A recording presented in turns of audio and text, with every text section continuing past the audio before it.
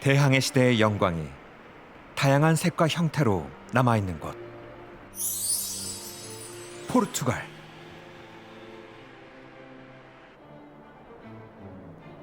외세의 침입에 기하학적 요새로 맞서 싸운 엘바스.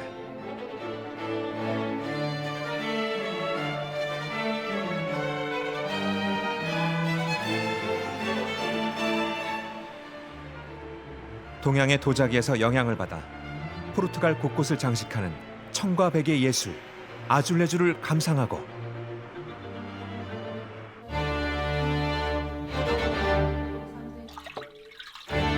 포르투갈 동부 알렌테주 지역을 찾아 거대 토기에서 숙성시키는 2000년의 전통 탈야 와인을 만난다.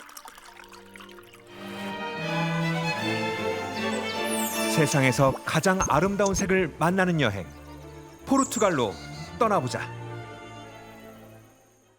나는 인천공항을 출발해 프랑스 파리를 경유 약 19시간 만에 포르투갈의 수도 리스본에 도착했다. Por mais que eu queira ou não queira, salta a minha voz para a cantiga. Por mais que eu faça ou não faça. 그리스 아테네에 이어 유럽의 오래된 도시 중 하나인 리스본. 이곳은 바다같이 넓은 태주강을 끼고 있어 일찍이 유럽 대륙의 남과 북을 바다로 잇는 무역의 중심지였다. 도시의 번영은 건물과 도로 곳곳에 남겨져 있다.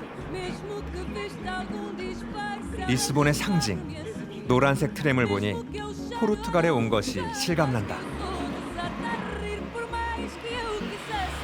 리스본 여행이라면 바로 이곳, 코메르시오 광장에서부터 여행을 시작해야 한다. 1755년 리스본 대지진으로 모든 건물들이 파괴된 뒤 만들어진 이 광장이 도시 재건의 상징이 됐고, 이 개선문이 리스본 시내로 들어가는 관문이 됐기 때문이다.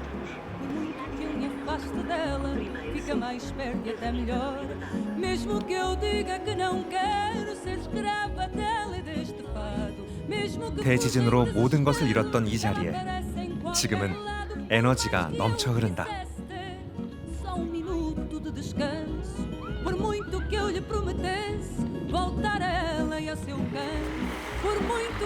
1957년 영국 엘리자베스 2세 여왕이 이 기둥의 부두를 통해 여행을 시작했던 것처럼 나도 이곳에서 포르투갈 여행을 시작한다.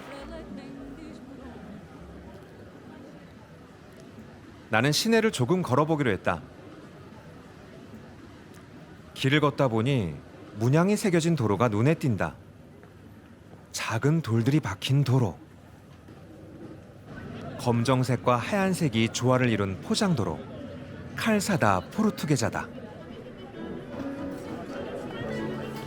포르투갈 곳곳에서 이러한 특별한 문양을 자주 볼 수 있다.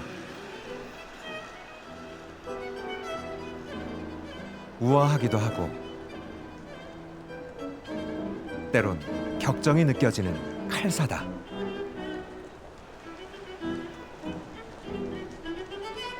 고대 로마 시대의 자갈길과는 다르게 포르투갈의 칼사다는 기하학적 문양의 예술미를 뽐낸다.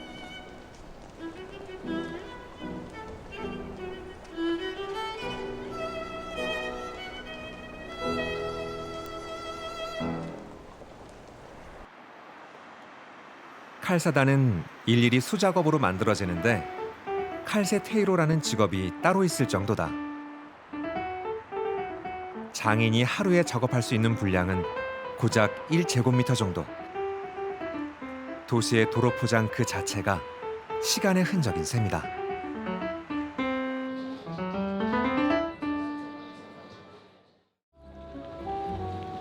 리스본 하면 노란 트램이 빠질 수 없다.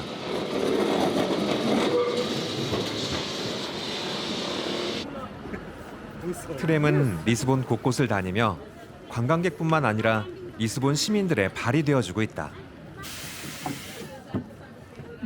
나는 트램을 타고 리스본 시내를 달려보기로 했다. 생각보다 아늑한 크기.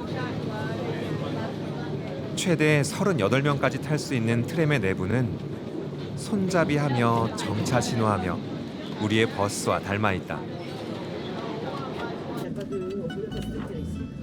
일반 도로에 설치된 철로를 따라 일반 차들과 함께 도로를 달리는 트램. 때로는 아주 좁은 골목을 지나며 건물들과 부딪힐 것처럼 아슬아슬하게 고개 운전을 하기도 한다. 굽이굽이 골목길을 지나면 창밖으로 진짜 리스본이 펼쳐진다. No coração apagada, na canastra, a caravela. 가끔은 지나가는 버스와 닿을 듯 말 듯 조심스럽게 서로를 양보하고 지나가던 시민과 반갑게 인사하기도 한다. Baile no baile com o mar, quando o vento alava o baile. 어느덧 트램은 언덕 위까지 올라와 전망대에 이르렀다. O vestido tem algas na cara. 자줏빛이 아름다운 산타루치아 전망대. 이곳에서는 리스본이 한눈에 내려다 보인다.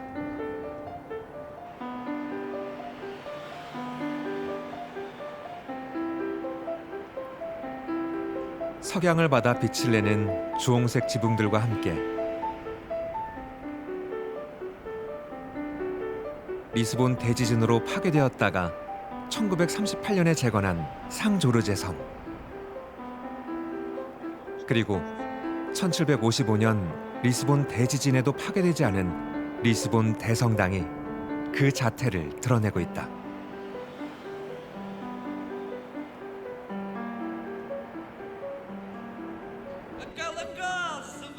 멋진 풍경 이외에 이 장소가 더 유명해진 이유는 바로 전망대를 돋보이게 하는 파란 빛깔의 타일 장식 때문이다.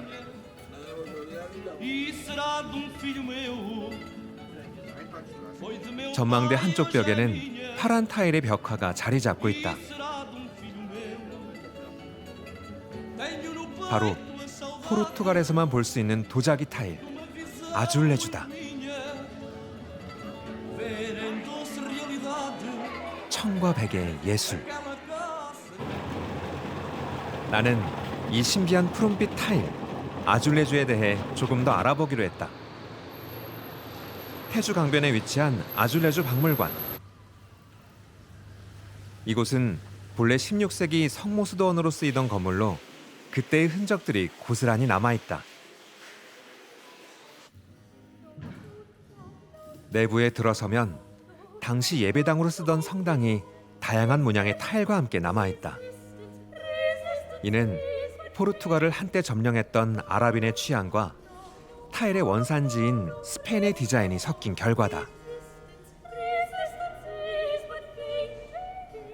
성당 내부 빈틈없이 금박으로 장식된 기둥과 벽은 포르투갈의 바로크 양식을 보여주는데 바로 이 성당 내부에 아줄레주가 숨어 있다.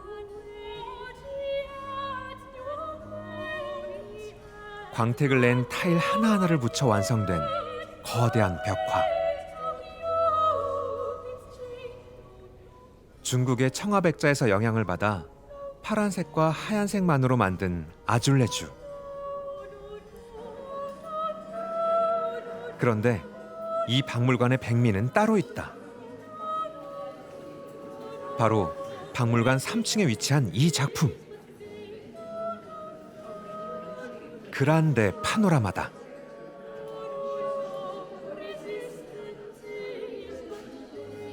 (1755년) 리스본 대지진이 일어나기 이전, 그러니까 리스본 재건 이전의 모습을 아줄레주로 담은 유일한 작품이다. Lá no cimo, o Castelo de São Jorge, que ainda conhecemos hoje em dia, a sede de Lisboa. O grande torreão que albergava a biblioteca e a sala do trono vai desaparecer com o terremoto. Os armazéns da Casa da Índia, onde eram armazenadas todas as riquezas que vinham das colónias portuguesas, também desaparece. 시간의 흔적들. 타일이 놓여있던 장소에 따라 타일의 크기는 각각 다르지만 그 안의 이야기와 사람들은 우리에게 말을 걸어오고 있다.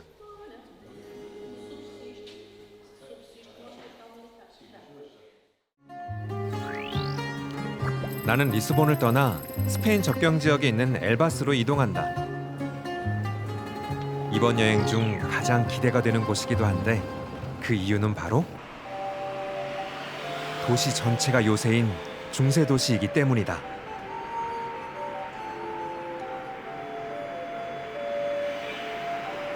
도시 전체가 성벽으로 쌓인 엘바스.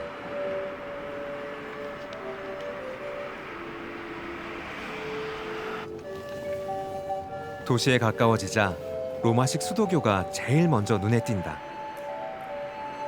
16세기 로마 가톨릭 교구에 속했던 이 지역은 약 100년의 시간에 걸쳐 만들어진 이 수도교 덕분에 물 공급 문제를 해결할 수 있었다고 한다.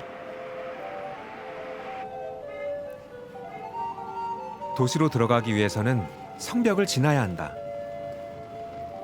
중세 도시답게 좁은 골목이 나를 반긴다. 나는 지역 주민의 안내로 엘바스를 둘러보기로 했다. 제일 먼저 찾은 곳은 이 도시를 지키기 위한 최후의 보루, 엘바스 성. 돌로 쌓아 올린 성벽 위를 따라 걸으면 엘바스 시내가 한눈에 내려다 보인다. 이곳은 과거 포르투갈 사람들에게 과연 어떤 의미였을까? Nós aqui conseguimos ver Badajoz, Espanha, para que os nossos irmãos hoje em dia espanhóis não conseguissem entrar em Portugal, porque se entrassem aqui em Elvas facilmente chegariam até Lisboa e tomavam Portugal, conquistavam Portugal. Então nós, neste caso nós, Elvas, foram sempre intitulados Elvas a chave do reino. Conseguimos vislumbrar forte. 하지만 과거 엘바스 사람들에게 이 성보다 더 중요한 장소가 있었다. 그것은 마을 건너편 산자락에 위치한 바로 이곳, 그라사 요새다.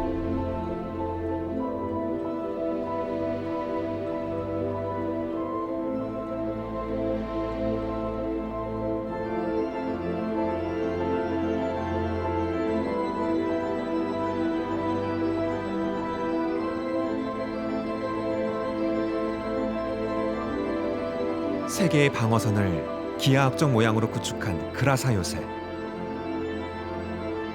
포르투갈을 방어하기 위해 엘바스는 그야말로 국경의 최전선이었다. 그라사 요새와 함께 엘바스 도시 반대편에 위치한 산타루치아 요새가 이를 증명하고 있다.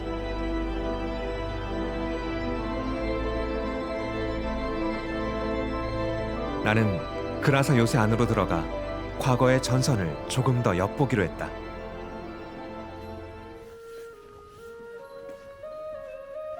마치 중세 시대로 들어가는 듯한 기분. 요새라 그런지 길이 지하로 미로처럼 뻗어 있다.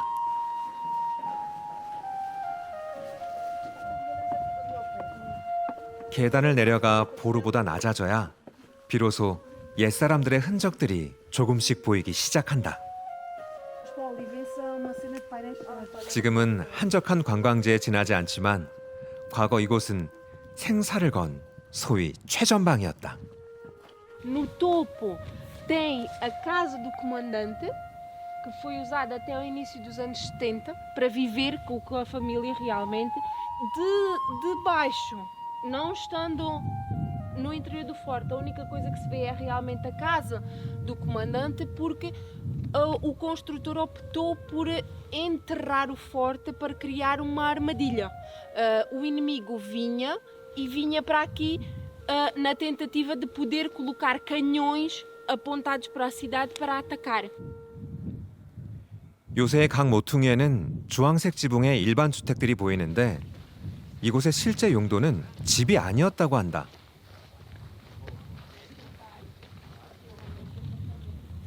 바로 대포를 은폐시켰던 곳.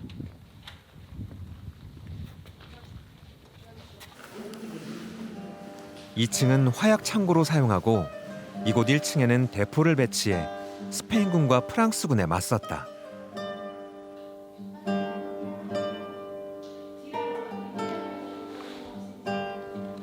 물론 지금은 당시 쓰던 대포가 존재하지 않는다. 1910년 왕정이 무너지고 공화국이 들어설 당시 사용하지 않던 대포들을 모두 동전을 만드는 데 사용했기 때문이라고 한다.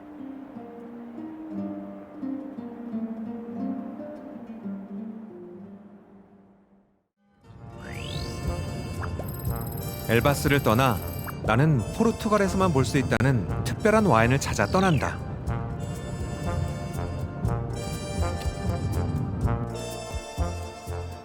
포르투갈 남동부에 위치한 알렌테주 지방은 일조량이 풍부하고 고도가 높아 포도나무가 자라기에 최적인 기후를 가지고 있다. 때문에 이 지역은 유명한 와인 산지가 많다. 그 중에서도 전통 방식을 고수해 와인을 만든다는 한 와이너리를 찾았다.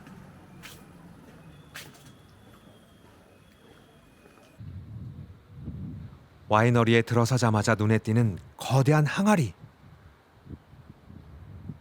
바로 이 항아리에 내가 이곳을 찾은 이유가 숨어 있다.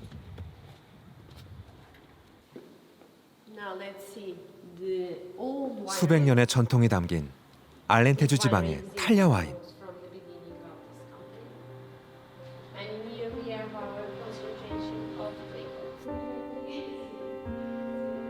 암포라라고 불리는 2000년 역사의 로마식 토기. 사람 키보다 큰 이 항아리에 포도주를 숙성시킨다. So some clay pots we can still find the date of production. So in this case, 1879. Okay. 항아리의 생산 지역도 함께 쓰여 있는데 만들어진 시기와 장소에 따라 각각 점토의 질이 달라 포도주를 발효시키는 정도도 다르다고 한다.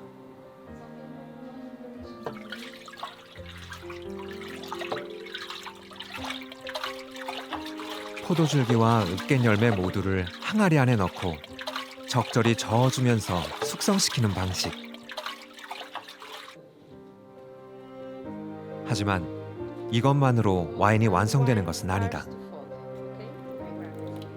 최소 3개월 이상 1차 숙성을 시킨 포도주에서 포도 건더기를 걸러내 원액만을 추출하고 다시 새 항아리에 원액을 넣고 2차 숙성 과정을 거친다. 이때 중요한 것이 산소와의 접촉을 최소화해 식초가 되는 것을 막는 일인데 올리브 오일이 그 역할을 한다고 한다.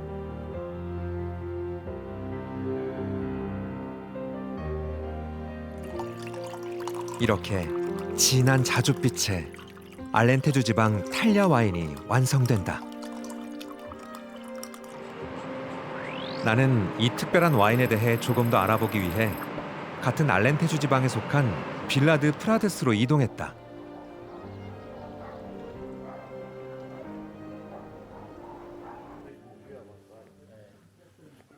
800여 명이 살고 있는 작은 마을. 이곳에도 항아리를 이용한 전통 방식을 고수해 탈야 와인을 만드는 곳이 있다. 몬사라즈의 와이너리보다 규모는 작지만 로마식 토기, 암포라의 포도주를 숙성시키는 방식은 그대로다.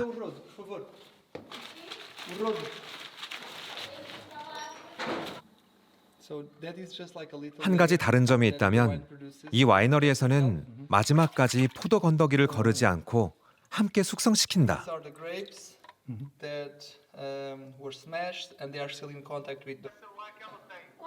갑자기 분주해진 와이너리. 그런데 어디선가 나타난 이 아저씨. 누구신가요? 말 없이 와인병을 들어 나에게 보여주는 아저씨. It's you. 알고 보니 이 마을에서 30년간 항아리를 따온 장인이었다. 사실 내가 이 와이너리를 찾은 이유는 오늘이 숙성시킨 이 와인 항아리를 처음 따는 날이기 때문이다. 최소 1년 이상 숙성한 와인을 마시기 위한 마지막 과정은 포도 건더기를 걸러내는 일인데 이게 아무나 할 수 있는 일이 아니라고 한다. 낡은 코르크 마개를 밀어넣고 그 자리에 새로운 밸브를 설치하는 이 작업에 망치를 쓰면서도 항아리를 깨뜨리지 않는 일이 기술이기 때문이다.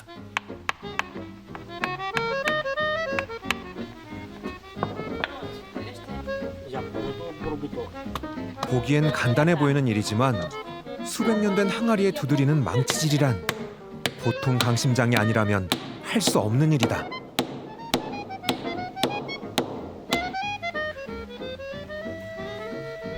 잘 자리 잡은 새 코르크에 구멍을 뚫으면 드디어 와인이 나온다.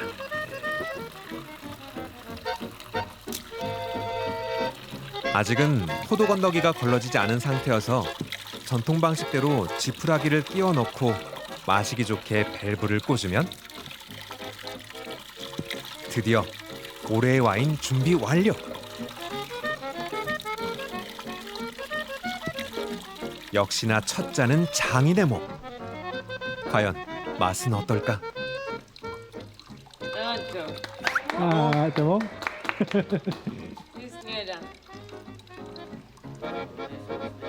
그 사이 와이너리에 손님이 찾아왔다. Olá. 바로 이 마을의 원로들. 항아리 와인을 따는 날이면 전통에 따라 마을 주민을 초대해 첫 술을 함께 나눈다고 한다.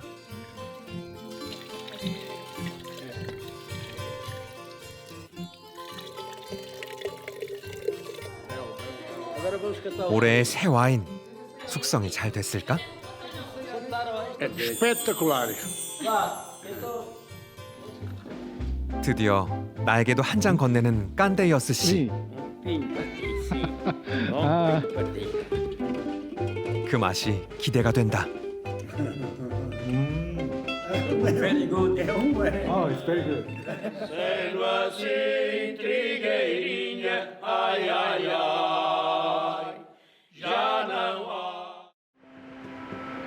리스본에 이은 포르투갈 제2의 도시 포르투는 도시 한가운데로 도루강이 흐르고 있어 포르투 특유의 운치를 자랑한다.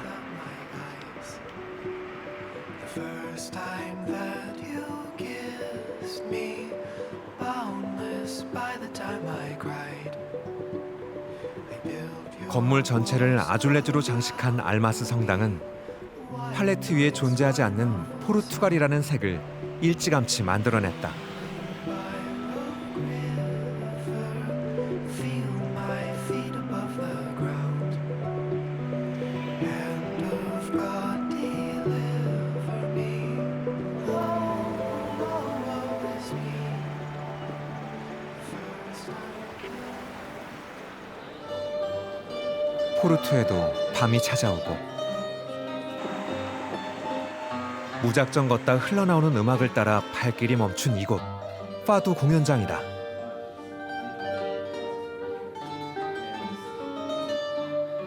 파두는 포르투갈 하면 빠뜨릴 수 없는 음악으로 운명의 굴레와도 같은 바다를 곁에 두고 살아온 포르투갈 사람들의 한이 담긴 음악이다. 포르투갈 기타와 어쿠스틱 기타의 연주에 맞춰 솔로거스가 노래를 부르는 형식을 갖추는데 그리움이나 슬픔 같은 애절한 내용이 주를 이룬다.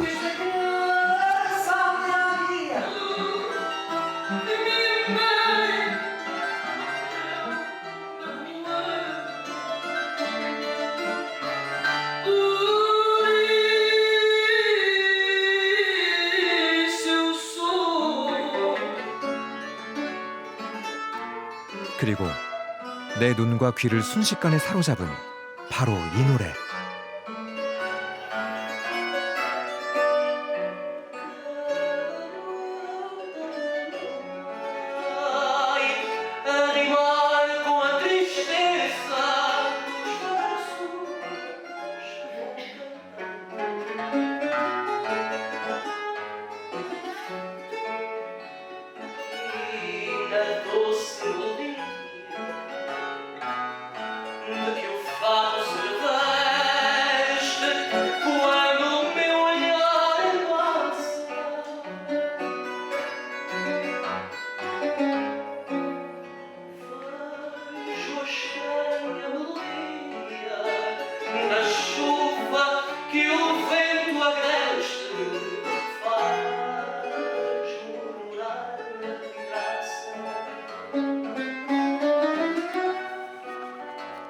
세상에서 가장 아름다운 색. 포르투갈의 마지막 밤이 깊어간다. A varina usa chinela, tem movimentos de gata na canastra, a caravela no coração, a fragata na canastra, a caravela no coração, a fragata, em vez de corvos no chão, gaivotas vêm poisar. Quando o vento leva o bar, baila no baile com o mar. Quando o vento leva o baile, baila no baile com o mar. É de conchas o vestido tem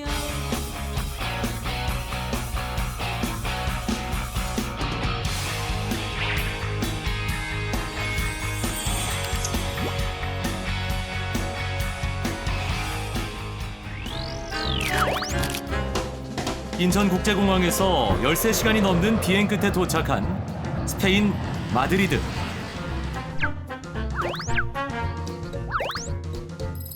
마드리드에서 다시 차를 타고 7시간을 이동해 스페인 남부 카디스에 도착했다.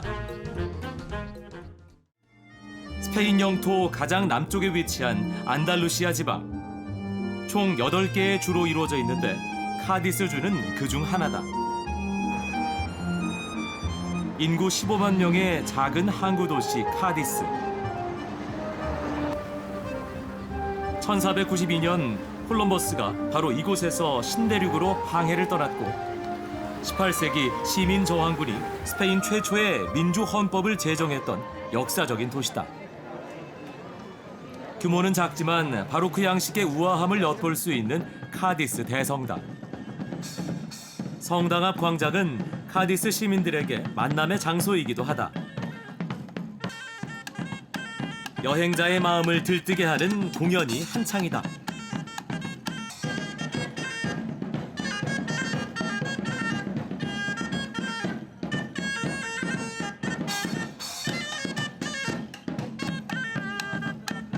기분 좋은 안달루시아 여행의 시작이다.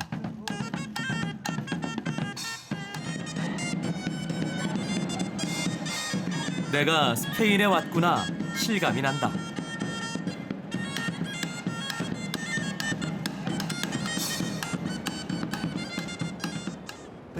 대서양과 과달키비르 강이 만나는 작고 조용한 해변이 있는 곳 카디스 바로 옆 산루카르 데 바라메다. que yo te tendré en el mío y cuando deje de verte no penses del que te olvido. 작은 해변이 오늘따라 더 북적인다. 이미 자리를 잡은 사람들도 많고 저마다 의자와 짐을 한아름 들고 모여든다. 알고 보니 오늘은 해변에서 경마가 열리는 날. 1년에 한 번 열리는 해변 경마에 수천 명의 사람들이 모인다고 한다. 특이한 건 아이들이 직접 설치한 부스에서 경마에 돈을 걸 수 있다는 점. 10센트에서 최대 1유로까지 돈을 걸 수 있다. 아이들은 이곳에서 경마표를 팔 수 있고 직접 가지고 나온 사탕, 소품, 장신구 등 상품도 팔 수 있다. 아이들은 이를 통해 자연스럽게 경제관념을 키우게 된다고 한다. 시간이 갈수록 해변 경마에서 재미와 행운 모두를 잡으려는 사람들로 붐빈다. 1845년부터 무려 170년이 넘는 전통을 가진 경마대회. 해변을 따라 1800m를 달리는 이 경마대회는 항구 어시장에 들어온 생선 경매에 먼저 도착하기 위해 말을 타고 달리며 경쟁하던 것에서 유래됐다고 한다.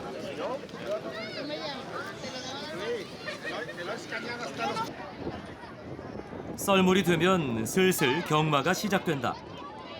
말과 기수들은 출발선으로 이동하고 해변에는 약간의 긴장감마저 감돌기 시작한다. 무더운 여름날 분위기는 한껏 더 고조되고 사람들도 해변 경마를 즐길 준비 끝. 적은 돈이지만 1유로를 건 나도 살짝 긴장되는 순간이다.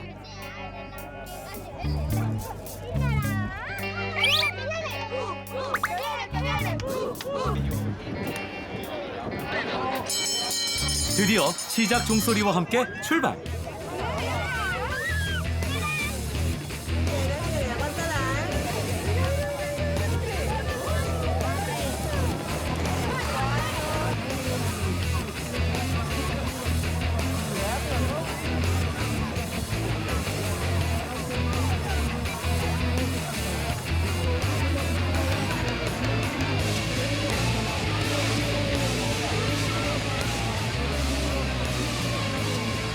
해변을 거침없이 질주하는 말들, 보기만 해도 시원하다.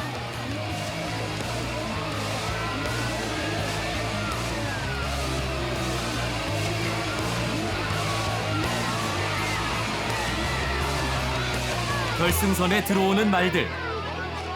역시나 3번 말은 한참 뒤처졌다. 내 1유로도 이렇게 사라졌다. 경마가 끝나고 해변은 사람들에게 다시 돌아간다. 여행의 첫날이 이렇게 저물어 간다.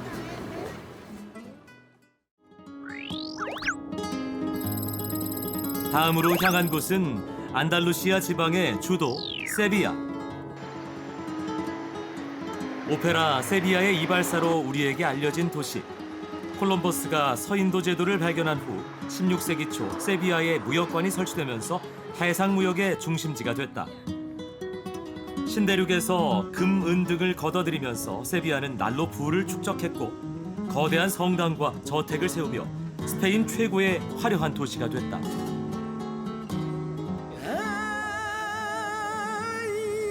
제일 먼저 스페인 광장을 찾았다. 광장을 둘러싼 건물의 규모에 압도된다. 영화나 광고 속에서 봤던 그 모습이 눈앞에 펼쳐진다. 끝없이 늘어선 기둥들에 감탄하며 걷다 보니 한켠에선 플라멩코 공연이 한창이다.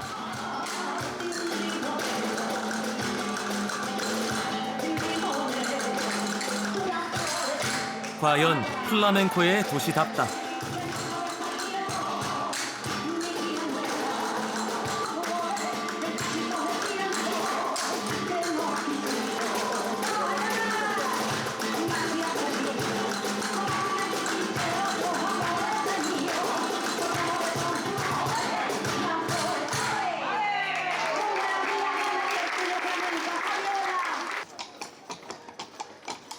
이슬람 세력을 물리치고 이슬람 사원 자리에 세워진 세비야 대성당. 15세기에서 16세기 사이 무려 120여 년에 걸쳐서 지어진 현재 세계에서 세 번째로 큰 성당이다. 고딕 양식, 르네상스 양식, 이슬람의 흔적까지 고루 섞여 있다. 1987년 유네스코 세계문화유산으로 지정됐다. 화려한 성전 맞은편에 대성당의 보물이라는 콜럼버스의 묘가 눈에 들어온다. 거대한 조각상들이 묘를 들고 있는 형태다.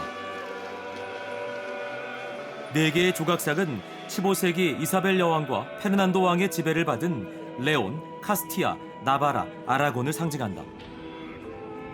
콜럼버스의 항해를 전폭 지지한 카스티아, 레온의 왕들은 앞쪽에서 당당한 모습이고 당시 콜럼버스 지원을 반대했던 2명의 왕은 뒤에서 고개를 숙이고 있다.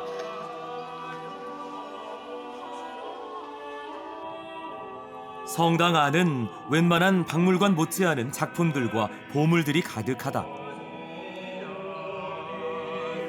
이사벨 여왕과 콜럼버스의 만남에 이은 신대륙 발견으로 당시 세비야가 얼마나 큰 부를 누렸는지 짐작이 된다. 하지만 신대륙에서 쏟아져 들어온 돈은 귀족들의 배를 불리는 데 대부분 들어가고 재정 관리에 실패한 스페인 정부는 16세기 말 결국 파산에 이르게 된다. 스페인의 흥망성쇠를 이끌어온 세비야에도 어김없이 저녁이 찾아왔다. 규모가 너무 커 가까이에선 한눈에 담기 어려운 세비야 성당. 왜 누워있나 했는데 인증샷을 찍기 위해 거리 한복판에서 이렇게 누워있다.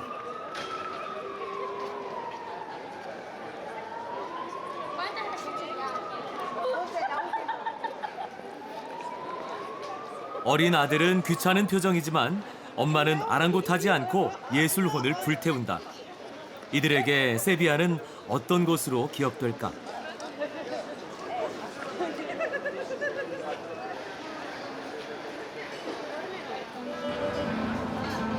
긴 여운이 남는 밤이다. 다음 날 세비야 광장이 또 북적인다. 스페인 국경일 중 하나인 성모 승천일. 성모 마리아의 승천을 기념하는 퍼레이드가 한창이다. Es una devoción tanto de Sevilla capital como de toda la diócesis. Entonces en el Jarafe la Virgen de los Reyes también tiene mucha devoción. Incluso de la Jarafe viene mucha gente andando desde por la noche.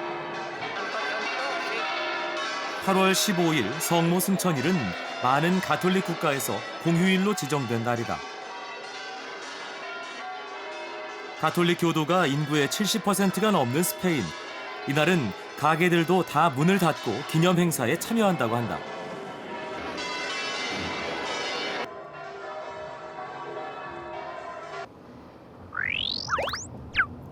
세비야에서 2시간 남짓 달려 지브롤터로 향했다.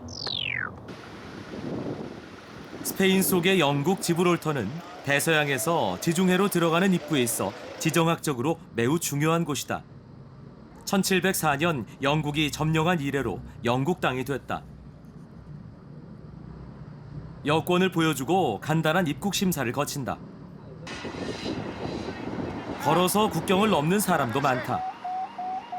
그런데 갑자기 사이렌 소리와 함께 길이 통제된다. 알고 봤더니 우리가 비행기 활주로를 건너고 있었던 것.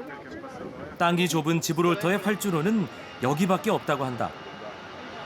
하루에도 몇 차례 영국 본토를 오가는 비행기가 뜰 때마다 잠시 멈춰야 한다.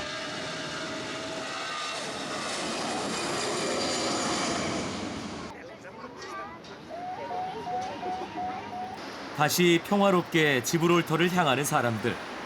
누군가에겐 출근길이고 누군가에겐 설레는 여행길이다. 국경을 넘자마자 스페인과는 다른 영국풍 거리가 나온다. 영국을 상징하는 빨간색 전화부스와 영국군 동상까지.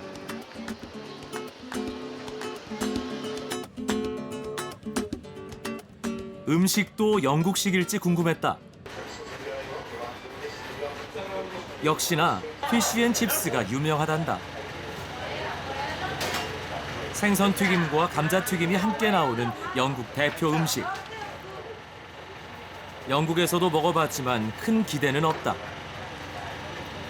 하지만 주방장은 꽤나 자신이 있나 보다.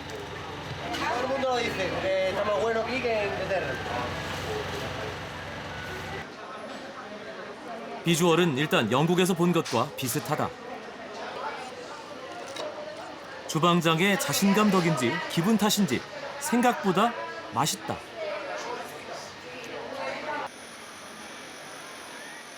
배를 든든하게 채우고 지브롤터 한가운데 솟아있는 타리크 산을 오르기 위해 케이블카를 탔다. 대서양과 지중해를 연결하는 지브롤터 해협. 영토에 대한 아픔의 역사가 있지만 스페인과 영국을 서로 연결하고 있다. Lovely. Absolutely gorgeous. Lovely view.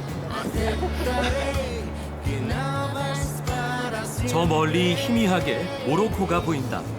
경치를 감상하며 산길을 걷다 보면 지브롤터의 명물을 만날 수 있다고 한다. 바로 아프리카에 주로 서식하는 바바리 원숭이다. 유럽에서 유일하게 바바리 원숭이를 볼 수 있는 곳이다.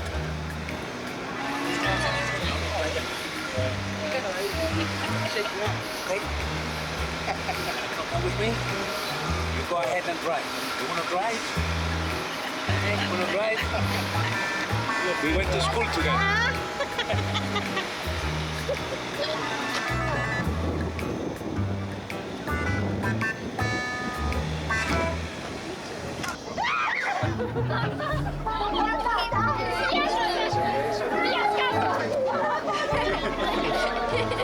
장난기 많고 친근한 행동으로 어른아이 할 것 없이 인기 많은 원숭이. 카메라 앞에서 능숙하게 포즈도 취해준다. 하지만 가끔 소지품을 뺏어가는 녀석들도 있다고 하니 조심해야 한다.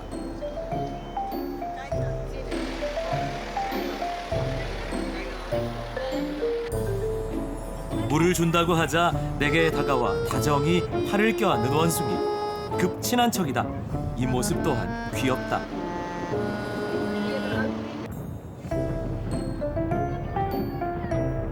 그런데 이 녀석 관심은 다른 데 있었나 보다.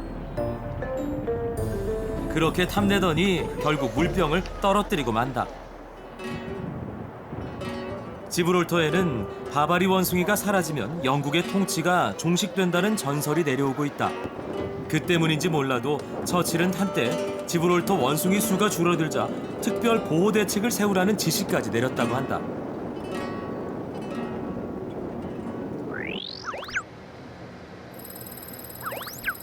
지브롤터에서 해안 도로를 따라 달리면 말라가가 나온다. 코스타 델 솔, 즉 태양의 해변이라 불리며 아름다운 바다를 자랑하는 이 지역에서도 최고의 휴양지로 꼽히는 말라가. 말라가가 유명한 이유는 또 있다.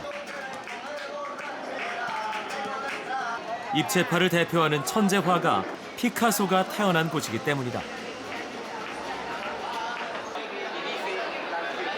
나는 먼저 피카소 생가를 찾았다. 피카소가 어린 시절 가족과 함께 살았던 곳. 일기, 편지, 만화 등이 전시돼 있지만 작품 수가 그리 많지 않아 둘러보는데 얼마 걸리지 않았다.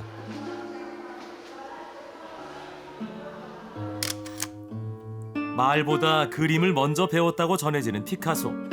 말라가에서 태어나 어린 시절 바르셀로나로 이사를 했고 본격적으로 화가로서 꽃을 피운 곳은 프랑스 파리였지만 그는 자신이 태어난 곳은 말라가임을 얘기하곤 했다. 그는 자서전에 나는 안달루시아의 작은 물잔에서 태어났다라는 말을 남기기도 했다.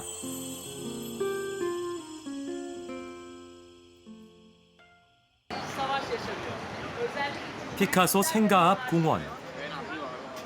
누구나 함께 사진을 찍을 수 있게 피카소 동상이 세워져 있다.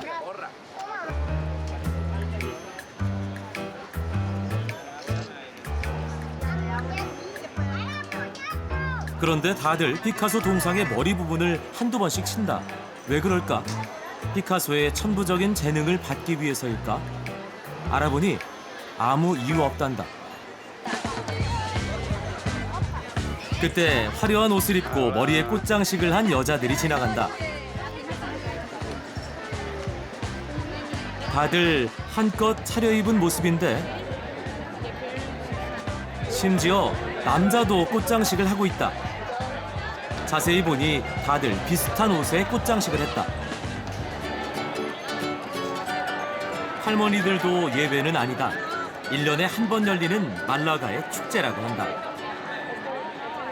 La flor es la biznaga, una flor malagueña. La biznaga, mira cómo huele, huele, mira. Es de Málaga, la biznaga malagueña. ¿Cómo? Ahí quiere también. La flor malagueña, la biznaga. Muy bien. Así que pues Y nada, nada, esto una vez al año y ya está. Hasta el año que viene otra vez. son 9 días que hay que pasarla a tope porque ya hasta el año que viene viene otra vez. Muchas Bueno, gracias. gracias. 꽃장식과 물방울 무늬가 기본 드레스 코드지만 꾸미는 건 남녀노소 자기 마음대로다. 대낮부터 거리를 가득 채운 사람들, 흥이 넘쳐난다. España, mírame, sorpréndete. Vuelven a mirar y vuelve a sorprender. Hombre, esta belleza tiene que grabarla mejor. Morena. A las 3. Yo también me caso.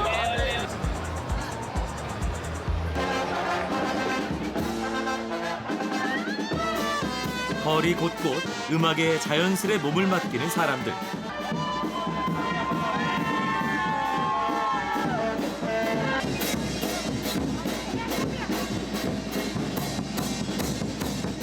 한껏 축제의 흥에 취한다.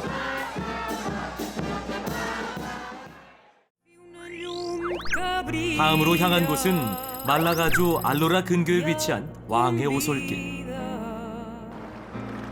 100m 높이 절벽을 따라 만든 아슬아슬한 길로 세상에서 가장 위험한 길로 유명했던 곳이다.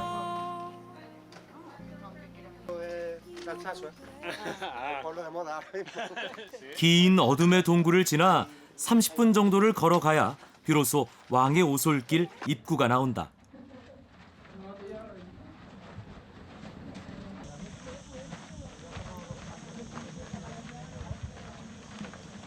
En donde nosotros vivimos, nuestra calle, tenemos una vecina que había venido, nos lo comentó y pues hemos decidido venir porque le gustó mucho y pues hacerlo.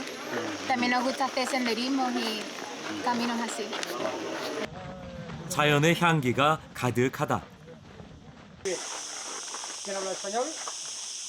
Even the smallest stone that may fall down. Son 5 kilómetros, unas 2 horitas y media más o menos. El casco tienen que llevarlo durante todo el recorrido. Van a cruzar 2 desfiladeros y cualquier piedrecita que pueda caer es peligrosa, así que por favor no se lo quiten.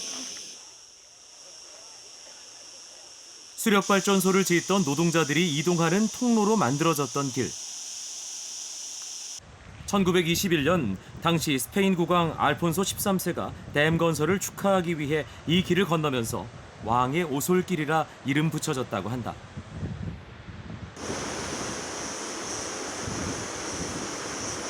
El Caminito del Rey fue construido en 1901 y acabado en 1906 como caminito alrededor de la montaña que fue usado para el mantenimiento de un canal que transportaba el agua desde el desfiladero de los Gaitanejos hasta el desfiladero de los Gaitanes, que está a 3 kilómetros de aquí. 하지만 설치 후 수십 년간 보수공사 없이 방치돼 길은 노후화됐고 수십 명의 사망자도 발생했다.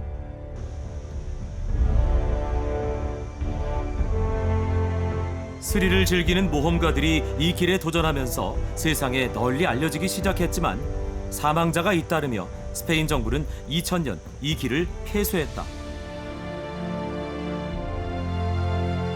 그로부터 15년간 닫혀있던 왕의 오솔길. 하지만 사람들의 문의가 끊이지 않았고 결국 스페인 정부는 핸들레일과 보호장벽 등을 설치하고 안전하게 보수공사를 한 후 2015년 다시 이곳을 개방했다. La verdad que es muy bonito. Es una pena igual que esté tan preparado, igual quita un poco la magia, pero yo creo que es precioso porque al final la ruta y las vistas son muy bonitas. 보기에도 아찔한 기암 절벽들. 대자연의 일부가 된 것처럼 이 길을 걷고 있자니 비현실적인 기분마저 든다. 2시간여의 트레킹을 마치고 나니 한편으론 안도감이, 다른 한편으로는 성취감이 가슴 깊이 새겨진다.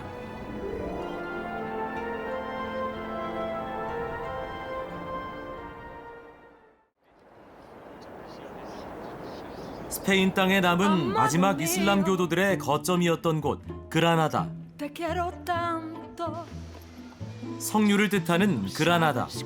도시 이름에 걸맞게 알람브라 궁에는 석류나무가 여행자를 맞아준다. 너무 아름다워서 이사벨 여왕도 차마 파괴하지 못했다는 곳 알람브라 궁전. 알람브라를 대표하는 코마레스 궁. 내부에는 벽과 기둥, 천장 할 것 없이 아라베스크 무늬가 빈틈없이 새겨져 있다. 당시 이슬람 왕국의 권위와 재정을 짐작케 한다.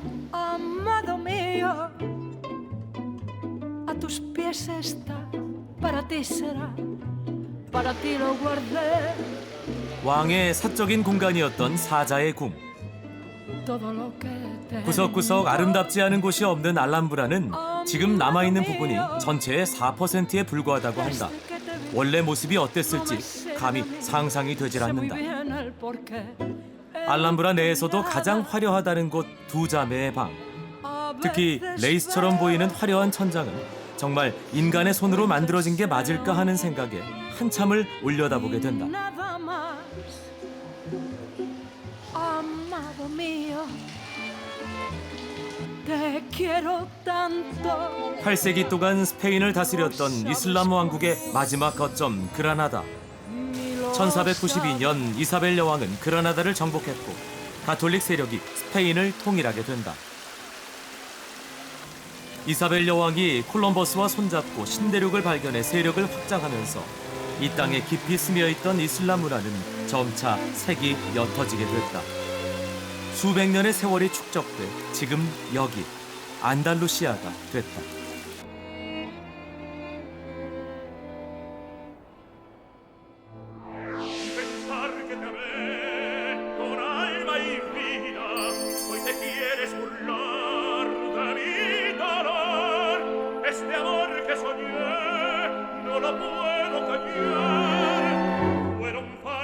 Palabras, mentiste vilmente.